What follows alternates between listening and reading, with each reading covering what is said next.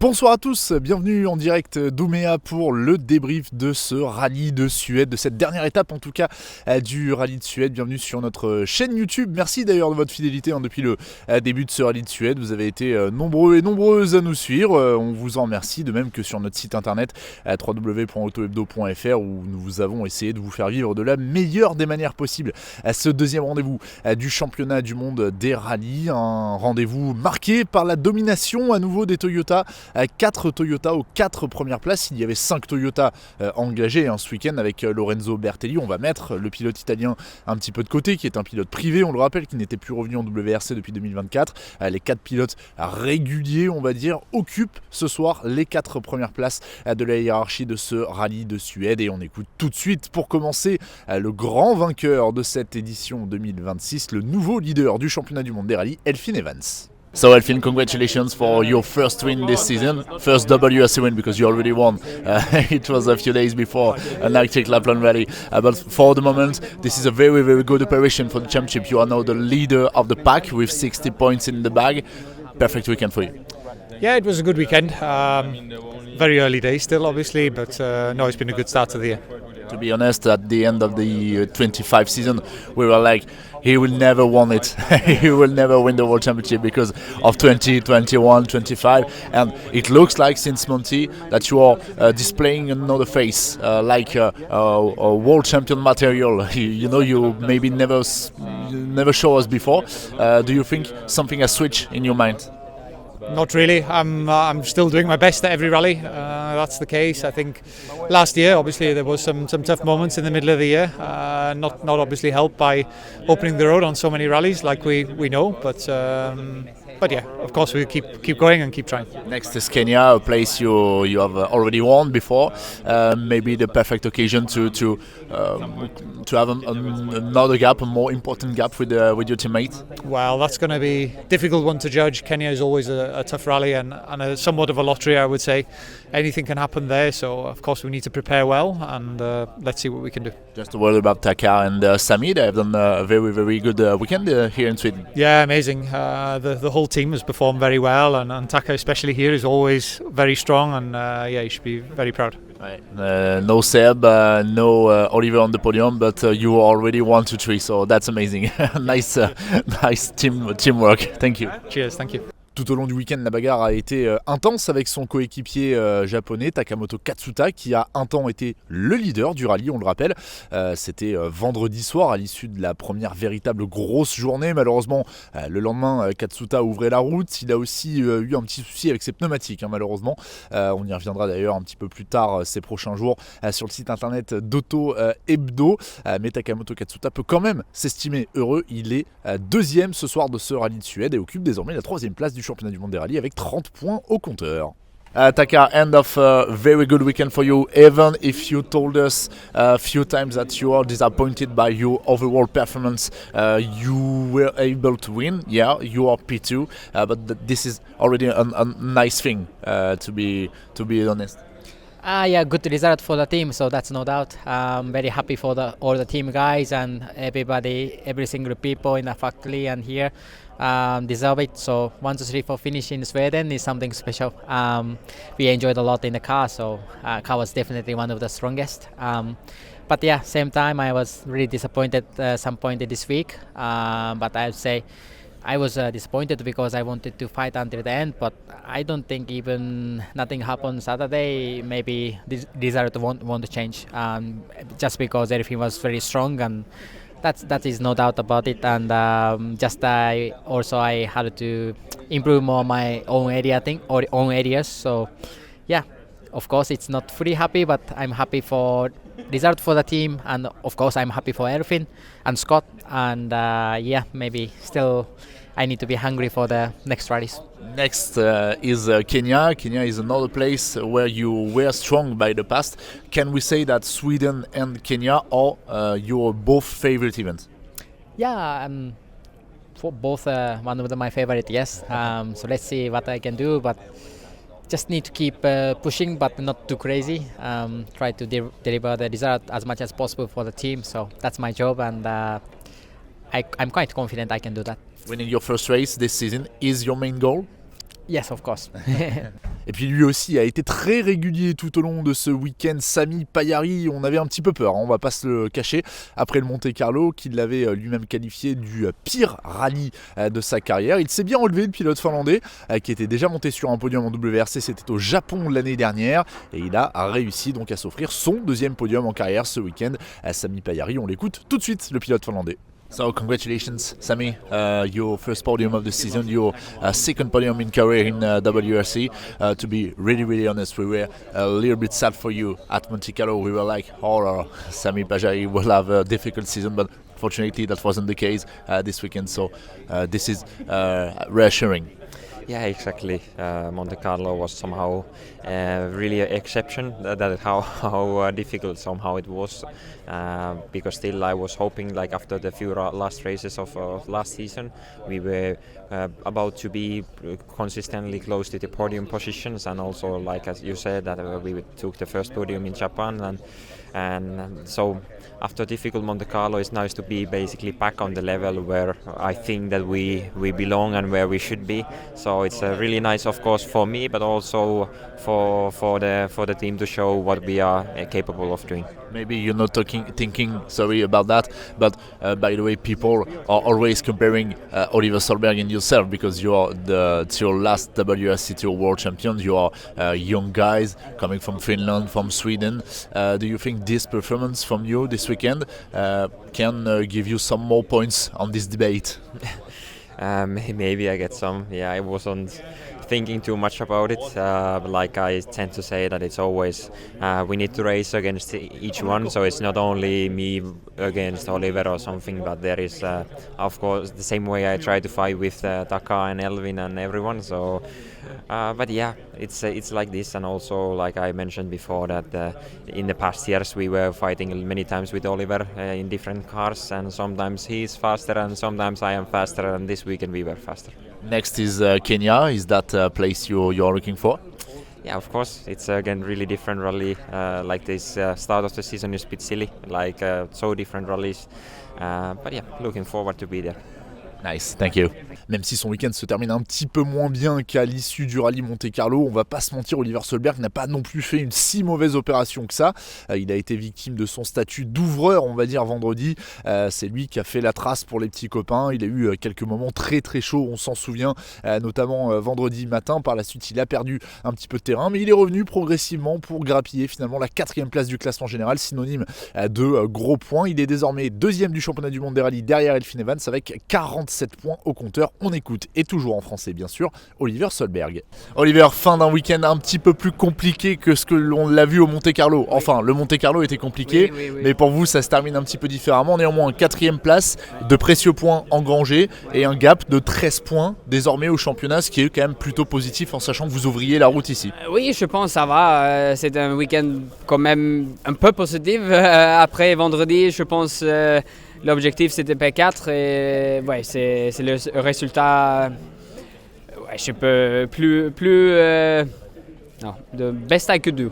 Ouais, mais aujourd'hui, ouais, peut-être 1-2 points plus, c'était bien, mais ok. Je pense qu'on a des points importants pour le championnat. On est déjà dans une très bonne position dans le championnat. Ça, c'est le plus important, les bons points. Et ouais, P4, c'est le meilleur qu'on peut faire. On avait parlé de 10 points pour aujourd'hui. Hein, voilà. Bon, 5. Allez, c'est pas 5. Tout à fait ça, mais c'était l'objectif. Mais en tout cas, voilà, vous avez quand même bien performé. La prochaine manche, ça sera le Kenya. Ça sera une première avec la Rallye 1. Comment vous l'envisagez en sachant que vous y étiez l'année dernière avec la Rallye 2? Non, mais Kenya, j'adore ce course. C'est incroyable atmosphère et aussi c'est une course très compliquée. C'est pas maximum attaque et peut-être avec la voiture qu'on n'a pas trop d'expérience, peut-être c'est un peu plus facile. Mais ouais, non. On est en bonne position dans le championnat, ça c'est le plus important et maintenant je pense que la consistance est le plus important pour l'année et ouais, on doit juste faire mieux. Après le Monte Carlo, on pensait que la bagarre pour le titre allait vous opposer à Elfyn.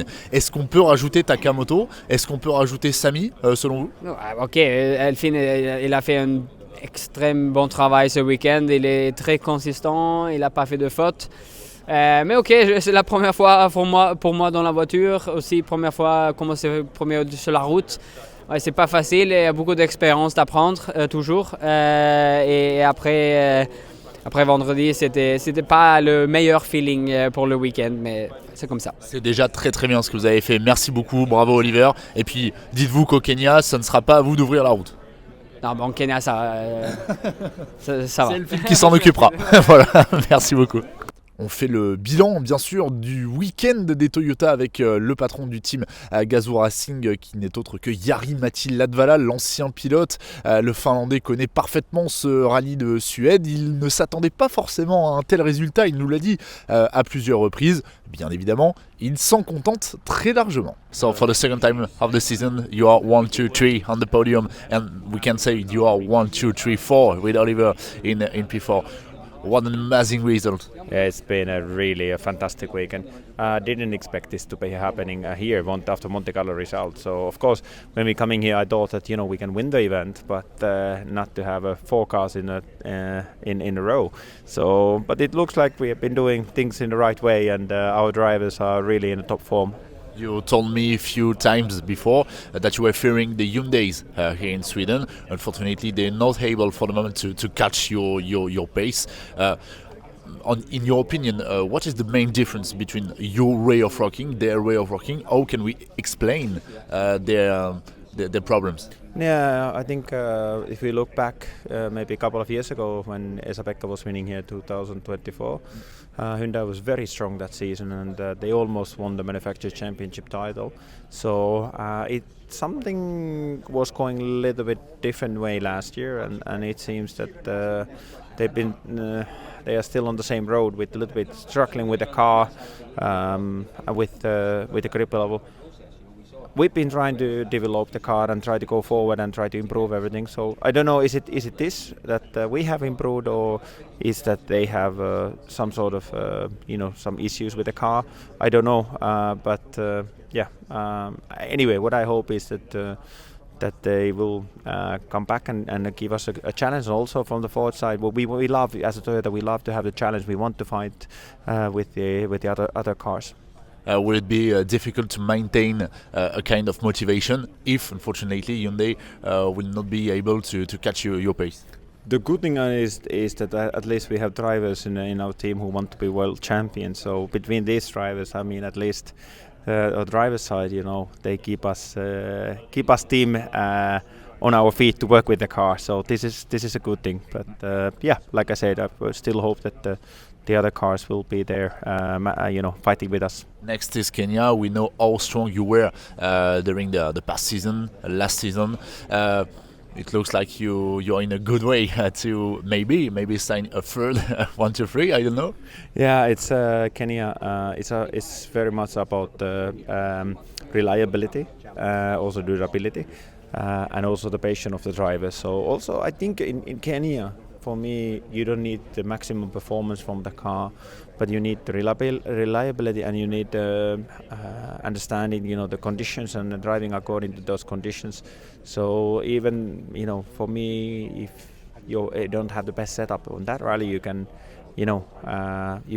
still do even the podium or even the victory. So will be very interesting, but for sure we will be preparing carefully for Kenya. As a driver, I think you should have been really motivated to race this event. Yes, I would like to do it one day, but it's an event when you have to you have to expect unexpected. That's the word. Thank you, Mathieu. Alors, si la domination des Toyota est évidemment l'un des faits marquants de ce rallye de Suède, l'autre fait marquant, c'est l'absence d'opposition côté Hyundai. Malheureusement, à aucun moment ce rallye de Suède n'a permis aux pilotes Hyundai de se mettre véritablement en exergue. Certes, il y a eu un temps scratch, on va dire 2 temps scratch pour Thierry Neuville, car hier soir à la régulière, il avait été le plus performant sur la spéciale Douméa. Il a été victime d'une pénalité, on le rappelle, donc il a dégringolé dans la hiérarchie. Un seul scratch officiellement tout à l'heure lors de la Power Stage, mais c'est un bilan bien maigre évidemment pour les pilotes Hyundai. On va commencer déjà par écouter le champion du monde des rallyes 2024. Allez Thierry, fin de ce week-end diablement compliqué, on peut dire ça comme ça, vous avez vu, diablement, la Belgique, tout ça, je fais ça pas mal, hein. J'ai fait ça pas mal. Content d'en terminer quand même, j'imagine, même si le scratch de la Power Stage fait plaisir. Ouais, ça fait effectivement plaisir parce que ça fait longtemps qu'on n'a plus gagné une Power Stage. Et, pouvoir le faire ici sur un rallye aussi difficile, c'est de finir sur une petite note positive, je dirais. Maintenant, on est évidemment très déçus.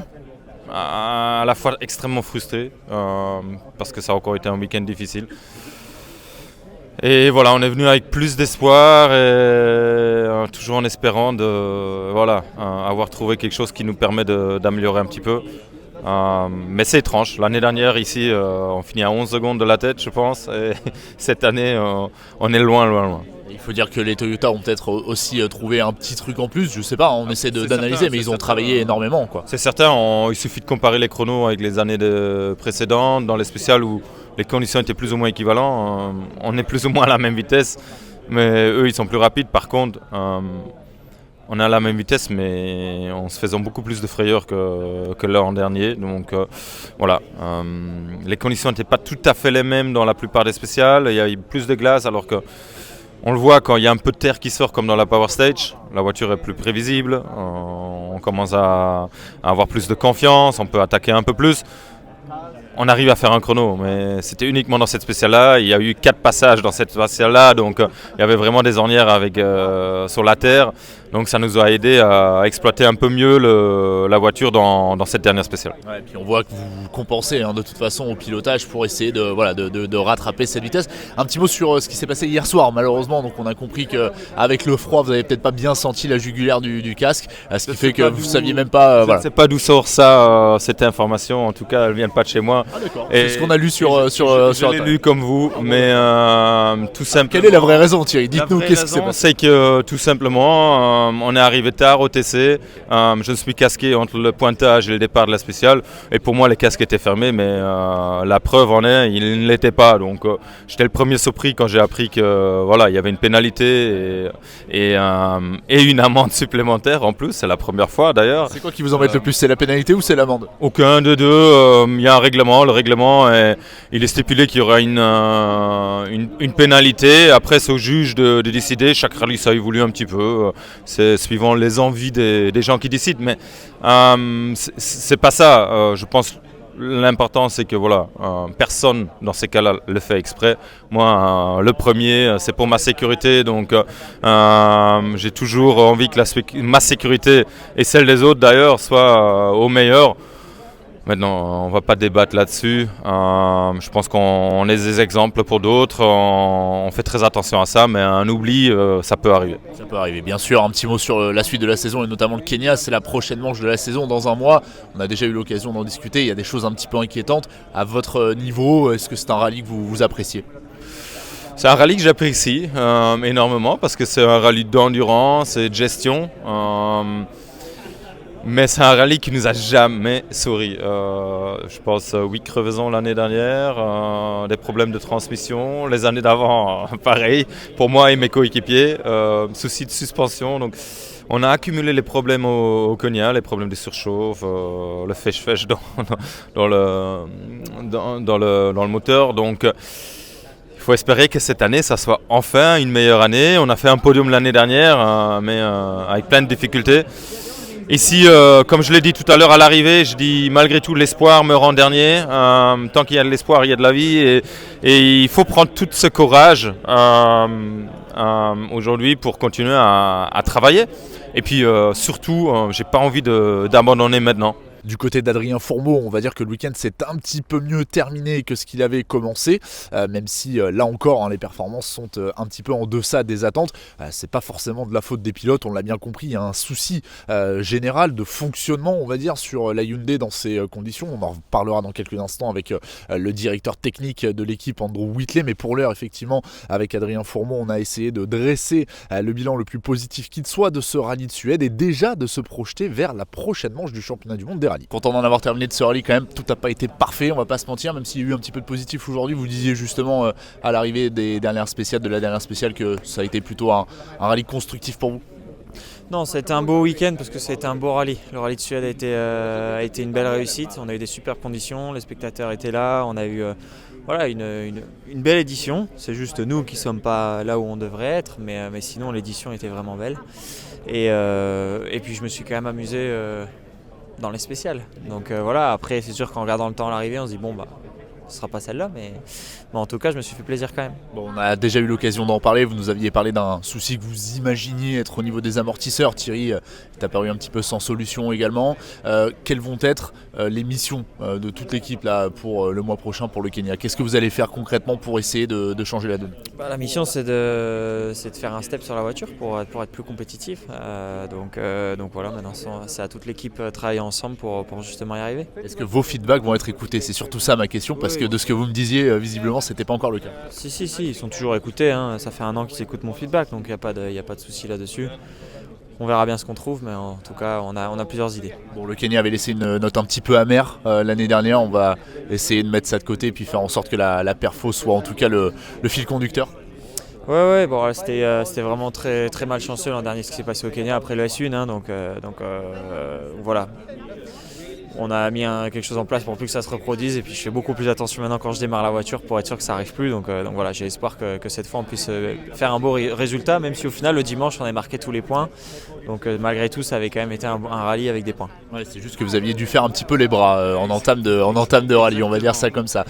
Mis à part ça, est-ce que c'est un événement sur lequel vous vous sentez à l'aise, sur lequel on peut imaginer au moins la Hyundai frapper du numéro 16 sur le podium? Oui, c'est un rallye qui me plaît beaucoup, hein. J'avais eu un podium en 2024, l'an dernier on était performant, tout en étant aussi dans la gestion. Il y a aussi une part de gestion au Kenya, beaucoup de choses qui peuvent se passer, des crevaisons, des problèmes avec la pluie, etc. Donc un sacré événement en tout cas qui nous attend, mais en tout cas il ne faut pas non plus vouloir surréagir par rapport à ce qui s'est passé les 2 premières courses, parce que justement ce genre de rallye où si on y va vraiment en couteau entre les dents, à un moment la voiture elle va nous lâcher, donc voilà, faudra trouver la balance. Allez, super, merci beaucoup Adrien. Il a été l'un des hommes forts de ce rallye de Suède, il a été véritablement impressionnant. Esapekka Lappi qui faisait son grand retour ce week-end en WRC dans la Hyundai, c'est lui qui a été clairement le plus performant des Hyundai, même s'il a laissé, on va dire, sa 5e place en fin de rallye à Adrien Fourmaux. Esapekka Lappi, en tout cas, vraiment, il a réussi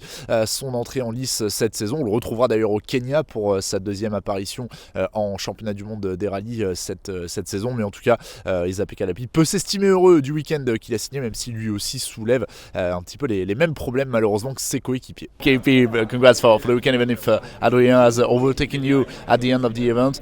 You have been the strongest guy from the Hyundai squad during the entire event. Did you expect that kind of performance? I did not. For sure, I wanted to be, but I was thinking it's not realistic to be immediately fighting or leading the team. So yeah, it's a bit of a surprise, but it's also a surprise that we were so far away from the Toyotas, unfortunately. So this gap was really surprisingly big, and I think nobody expected this. You are arriving here with maybe more clear ideas than Thierry or Adrien, because you went there the last season. What can you say about the performance of the Hyundai? What could be the points the team can improve on? Well, clearly we can see from the times that when it's changeable conditions, we are lacking pace a lot. We just can't drive as fast as we would like to. And then when it's consistent, like now the power stage, Thierry was up to the speed immediately, and yeah, I mean we were not also really slow, but like it's possible to drive the car when it's consistent, but when it's inconsistent, it's just Toyota just goes so much faster. And this is the area where we need to work with, but yeah, I have some ideas or some notes to tell, but I'm not an engineer to understand what we need to change. I just will tell them how it should feel and how it should not feel, and then they need to solve it out somehow. Does it mean, in your opinion, things like Canarias with a clean tarmac could be a place where the Hyundai should be performant? Well, based on the tarmac performance recently, I don't believe. I was asking for something in the tarmac because I know about the gravel, but we want to see the Hyundai fast into the tarmac also. Yeah, but I don't know, to be honest, where and how we can change it between the rallies without any chokers, and the development always takes time, so I don't know how quickly we can react. But anyway, we're gonna try. I'm sure the guys will try to solve it out as soon as possible. On a déjà eu l'occasion de l'écouter un petit peu plus tôt ce week-end, Andrew Wheatley, le directeur technique du team Hyundai, mais évidemment on était obligé de lui poser quelques questions concernant la contre-performance de ses voitures et de ses concurrents, de ses pilotes. Malheureusement sur ce rallye de Suède, avec lui on a également évoqué l'avenir avec, vous le savez, des mises à jour, je dirais, qui ont été faites par Hyundai dans le cadre de son programme d'essai, avec une base d'essai qui a été délocalisée de la Finlande jusqu'à l'Aude, dans le sud de la France. On écoute tout de suite Andrew Wheatley justement à ce sujet. Okay, Andrew, so end of an exhausting weekend. We can say for Hyundai. Unfortunately, the pace was not there, even if we were expecting to see hits in Sweden. What is the billion we can do? So I think the challenge has been that we did a good test before the rally. We felt that we were in the window of performance, not necessarily the fastest, but certainly able to fight for a podium. Immediately from the shakedown and from the stage on Thursday night, we knew that this was going to be more difficult than we expected, and that then allowed us to try and understand a little bit more about the problem that we have, and it's clear that we're not able to get the maximum traction as we go forward, so we want to try and understand how we can work with the car.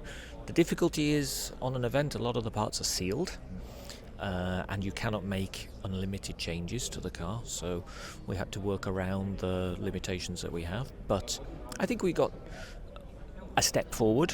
I don't think it's enough, but it was a step. I think we identified very early that we are pretty much at the level of performance we were in 25.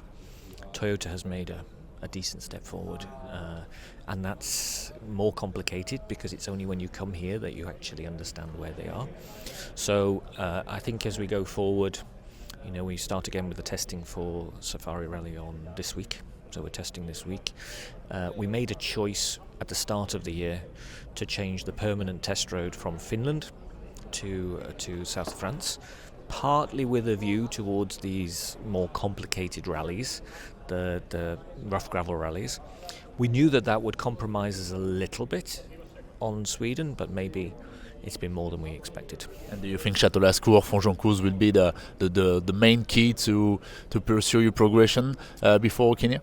I think it's a step. I think actually the main reason for doing that change was not the start of the year, it was the end of the year. But I think it can help us a little bit at the start of the year, because. So you mean it will be helpful on a more difficult gravel rally like Sardinia, Acropolis? Towards the end of the season, because this is going to be what's different this year. The end of the season is a lot of rough gravel, but it can help us now. It can help us to understand how we can get the best out of the chassis, and the most important thing there is that we can do lots of kilometres on difficult conditions. Without the restriction of the testing, so we can be a little bit more. It's tough and difficult, but that's exactly what we need for these events. So let's see. We are a little bit afraid, to be honest, because we heard about Adrien, we heard about Thierry during the entire event. They looked like not depressed, but very, very worried about the situation. Isn't it a fear for you to maybe lost in the season one of those guys? I don't think it's a fear for losing the guy. I think it's more a frustration for everybody. As I say, we believed that we were closer to the pace, and now we need to reset and start again for the next event. We don't believe Kenya is exactly the same as here. Here, the problem, one of the problems is the pure friction of the surface, and when we have very low friction surfaces, it's complicated for our chassis.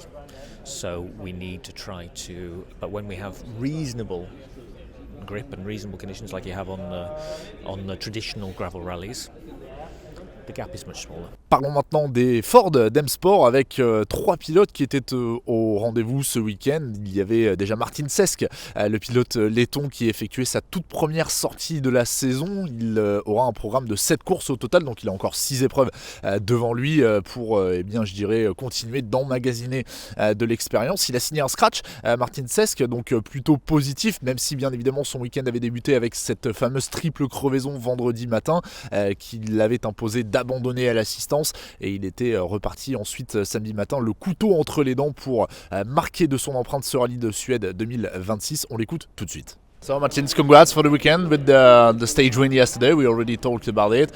So even if the weekend didn't started the way it should have been, we can say that you have signed a good performance this weekend overall. If we catch everything. I know, of course, there are positives. I think from yesterday and also from today's pace, we are on a good way. So yeah, that was good. Of course, the overall result wasn't, but.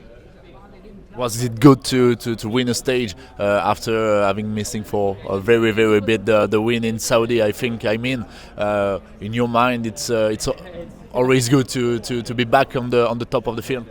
Well, of course, showing the speed is good, but you always want to finish it. A few words about your teammates from the weekend. That was the first time you were sharing the team with Jon Armstrong. It was really impressive.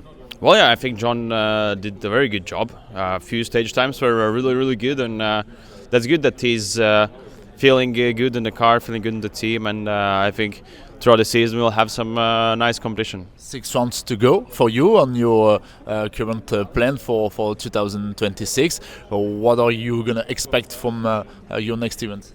Let's see. Now there's summer season ahead, so yeah, getting excited. On suit également les performances des 2 pilotes irlandais, des 2 pilotes réguliers du team M-Sport que sont Jon Armstrong et Josh McErlean. Au Monte Carlo, on avait déjà vu une première tendance avec un Jon Armstrong qui était globalement plus performant, on va dire, que Josh McErlean. Et bien cette tendance s'est clairement confirmée ce week-end. Jon Armstrong a été impressionnant, notamment ce matin. Il l'a fait jeu égal, parfois même avec les Hyundai, ce qui est plutôt très très prometteur pour la suite. Et on écoute tout de suite justement le pilote irlandais. So Jon, congrats, because that was a very very nice weekend you have done. We saw your pace this morning. That was really nice. Yeah, it's been a strong rally from us. I have to say I really enjoyed driving the Rally 1 car here in Sweden because the pace is so high, and we also showed some really good split times, some good stage times. So from that side, it's brilliant. And also, it's the last year of the Rally 1 car, so to have this style of aerodynamics, I'm taking so much passion from. So I'm going to really look forward to all the other really fast rallies this year, because I think it's such a good feeling in the car. We talked with Rich a few minutes ago. He told us that his big moment from the weekend was your pace from this morning. So it's really nice to hear that. Yeah, I think we've surprised ourselves, but also it's been good that we can show Rich and show Malcolm and also John Coyne from the Rally Academy that we have some good pace. Okay, some stages we lose some time in some places, but if we can make it more consistent, I think we can be towards the front soon. We wish you the best. Thank you, Jon. Thank you. Et son team manager Richard Millener ne tarit pas d'éloges justement à son sujet. On l'a rencontré également justement en Mediazone tout à l'heure après le podium de ce rallye de Suède. On écoute tout de suite le team manager du team M-Sport. Okay, Rich, so end of the weekend, it didn't start the way it should have been. We already talked about it, but when we look at the final results, it's very positive, and I've seen also Martin Sesks winning a stage is a good point for you. Yeah, actually very happy come the end of the weekend. You know, Friday was a big disappointment and still will be, because ultimately it affected our end result, but you can sit back and be negative about it, or you can be positive and push forward, and that's what we chose to do. And Martin's delivered a stage win the following morning from first on the road, which was a fantastic achievement and showed again why he deserves these opportunities. But highlight for me this weekend was the performance of Jon over the course of the weekend, and my favourite moment was this morning, watching him on the long stage twice and being able to beat Thierry on both and take the fight to him in that opportunity that we had to try and gain time on him. But at think realistically I didn't expect him to catch Thierry because he's an ex-world champion, but to beat him twice over 25 kilometres is something very special, so it sets up a really good position for future events in the championship, and I think there's a lot of positives for us to take away. And I would like to pay a tribute to Jon, because what he has done is really impressive since Monty, even if it didn't ended the way it should have been. The thing is that he's for the moment your fastest guy. It was only his second race with the car. What can we expect from him on the future events? Well, there's 2 down and 12 to go, so I think there's a lot of opportunity there. But as I said to the guys just a minute ago, we have to walk before we can run. And although we had 2 fantastic events, we have to be cautious that we cannot expect everything all the time. He has a lot still to learn this year, and we want to take it steadily and in a speed that is suitable for all. But what he's achieved in these first 2 results gives us big hope for the rest of the year. He has won last year in Croatia with the Rallye 2 car. Do you think he is capable to do something really great in Croatia? I think he has a lot of opportunity on a lot of rallies, but I think realistically we have to look at how powerful Toyota are, and to beat those guys is going to be very difficult. But our goal at the moment, I would say, is to choose our events and certainly be taking the fight to Hyundai, which would be a really big achievement for us. And then we see what else happens around us and make sure we're in the fight and see what we can make happen. Looking forward to Kenya? Yeah, a bit warmer, so yeah, definitely. Kenya's a special event, always is, so a lot of opportunity there, but also very difficult event. So we focus and we re-prep as best we can and see what we can do. Avant de refermer la page de la catégorie Rennes, on va quand même écouter bien sûr Josh McErlean, le pilote irlandais, l'autre pilote irlandais du team M-Sport qui termine derrière son coéquipier au classement général de ce rallye de Suède. Un petit peu décevant, on va pas se mentir. C'est vrai que Josh McErlean, on l'aurait imaginé peut-être un peu plus performant que son coéquipier qui, rappelons-le, débute en catégorie Rennes, Jon Armstrong. Josh McErlean, ce n'est pas son cas, il était déjà là l'année dernière, il avait déjà évolué en Suède. C'est pas encore tout à fait ça, on ne va pas se mentir pour Josh McErlean. On l'écoute tout de suite. Okay, Josh, so end of an important weekend. You had up and downs during this event, but most important is you are gaining a lot of experience. Yeah, it's nice to obviously get to the finish after what was probably one of the most difficult weekends of my life in Monte Carlo. So, yeah, we're going in the right direction at least. There's times this weekend where the pace has been really strong, other times not so good. But I think from a team side, it's nice to get 2 cars to the finish. And yeah, now we go to Kenya where it's a complete lottery. For the moment, Jon looks like very strong. Were you expected to have a teammate as strong as him? Yeah, for sure. I think looking at Jon's performance from ERC last year, we knew he was going to come in strong. And he's done a great job so far. There's no doubt about that, and there's obviously things we can take from it. And yeah, now going to Kenya, it's going to be different again, but it's still a gravel rally. It's still something that we look forward to, and hopefully we can learn from here. Yeah, we know you like gravel, so that's why you are expecting this. Is this internal competition giving you some strength, some wings? Yeah, 100%. I think compared to last year, you have a very strong teammate. Now, I'm not saying that Greg wasn't, but we've got a different way of looking at it maybe. And yeah, even from a setup point of view, we're both Irish. We know how each other reacts, so it's something interesting for sure. Whenever there's a new guy driving the car, then they have a different outlook on how it performs and things like this here. So it's a lot of information for both of us to gain from. Talking about Greg, did you enjoy to have seen him with the microphone at the end of the stage? Yeah, Greg's a good guy. I've always he's still in WRC, we can say. Yeah, he will be. He's a top guy, and we're good mates. On va parler maintenant du WRC2 où pour la deuxième fois de sa carrière, Roope Korhonen, le pilote finlandais, s'est imposé. C'était justement en Finlande, sur ces terres, qu'il avait signé sa première victoire en WRC2 l'année dernière. Il a été vraiment impressionnant, Roope Korhonen. Il faisait partie des nombreux Finlandais qui étaient présents au départ de ce rallye de Suède, et pour le coup il a marqué les esprits, même si ce matin on a pensé un temps que Timo Sulinen aurait été capable de lui reprendre du terrain. Il a assuré, on a eu peur qu'il ait trop assuré, Roope Korhonen, mais finalement c'est bien lui qui s'impose. On l'écoute tout de suite. So Europe, second win of your career in WRC2 after Finland last season. This one is really important because it was your first race of the WRC2 campaign. Yeah, for sure. Really nice start season like this, and yeah, good feeling. Race was really good and no mistakes, and nice fight with Teemu. So yeah, good rally. You know we are French, and you know that the first winner in WRC2 this season was a French guy. So now you're approximately at the same level than Leo Rossel. Are you looking forward to fighting against him? Yeah, for sure. Let's see, Croatia is our next WRC event, so it will be more challenging than this one because tarmac is quite new thing for me. But yeah, of course we will try there also our best. So next for you is Croatia, and after that you already know. Portugal is. Okay. Yeah. Et on a hâte bien sûr de voir la suite de cette confrontation en WRC2 avec pas mal de gros noms, donc comme on le disait tout à l'heure avec le vainqueur du Rallye de Suède, pas mal de gros noms qui vont débuter leur saison. Autre garçon qui s'est mis en exergue ce week-end, c'est le vainqueur du WRC3.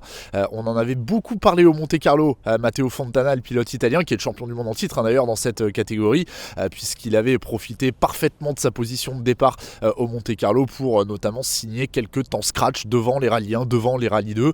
Matteo Fontana signe son deuxième succès de la saison ici en Suède, et on va pas se mentir, on voit mal qui pourrait l'en déloger pour la suite de la saison. Okay, Matteo, second win in a row in WRC3. Just a reminder to all of our fans, you are the world champion in title in WRC3. Everything happened the perfect way this weekend for you? Yeah, we have done an incredible job. We started last year that it was not so good for us. We struggled a bit, but this year we have done a really step forward. So I'm really happy and really satisfied with our pace. For sure, something to improve, but as always, you can also always find something to improve. And I think we have done a really good job also against some local drivers that are really fast, and we saw it last year. So it's incredible to win this race here in Sweden. And it's not our home rally, and it's not what we used to see in our country. Has your life a little bit changed after the Monty hype? Because to remind to everyone, you have won some stages thanks to your starting position. Has it changed some things in your life? Yeah, for sure. Everybody was cheering us because we did 2 stage overall wins, so it's been amazing. I mean, also on the social media, everybody went crazy. So it's been a crazy Sunday for me. But I mean, we take race by race, and we look forward to every race and to improve ourselves. Voilà, on en a terminé de ce tour d'horizon du Rallye de Suède. Merci à toutes et tous encore une fois pour votre fidélité sur tous nos supports. Ça a été un véritable plaisir de vous faire vivre ce Rallye de Suède. Vous le voyez derrière moi, les engins divers et variés sont déjà en train de démonter le parc d'assistance ici à Ouméa. Nous, on y est encore parce que on a un petit peu de pain sur la planche pour vous proposer un décryptage complet de cette deuxième manche du championnat du monde des rallyes. Je le rappelle, il n'y aura pas de Rallye de Suède dans le magazine de cette semaine qui sera consacré intégralement au guide F1. Donc rendez-vous le 25 février en kiosque pour retrouver justement trace de ce Rallye de Suède dans votre magazine favori. Mais bien évidemment, dans les prochains jours, on va vous distiller tout ça sur le site internet. Donc ne vous inquiétez pas, on va vous en parler de ce Rallye de Suède. Le prochain rendez-vous du championnat du monde des rallyes, ça sera dans un mois tout pile, du 12 au 15 mars, et ça sera normalement dans un autre cadre. À mon avis, il ne devrait pas neiger. S'il neige pour la prochaine manche du championnat du monde des rallyes, c'est qu'il y a un gros dérèglement climatique, puisque ça sera le Safari Rally du côté de Nairobi au Kenya. Je dis de Nairobi parce que c'est la capitale du Kenya, mais on le rappelle, la spéciale de Nairobi n'aura pas lieu cette année. Le parcours qui a été un petit peu revu, on vous en avait parlé d'ailleurs sur le site internet d'Auto Hebdo il y a quelques semaines de cela. Pour ce qui est des manches européennes, eh bien ça sera début avril que le WRC refoulera finalement le vieux continent. Ça sera à l'occasion du rallye de Croatie. À l'heure où on se parle, on va être totalement transparent, on n'est pas en mesure encore de vous dire si on pourra vous proposer le même genre de contenu au Kenya. Par contre, ce qui est sûr, c'est qu'on sera en Croatie. Donc si jamais on a la possibilité d'être au Kenya, nous y serons. Et et sinon eh bien on vous donnera rendez-vous un petit peu plus tard pour retrouver justement nos émissions débriefing, décortiquage on va dire de ces étapes du WRC. En tout cas merci à toutes et tous, je vous souhaite une excellente soirée, une excellente fin de week-end et je vous dis à très bientôt.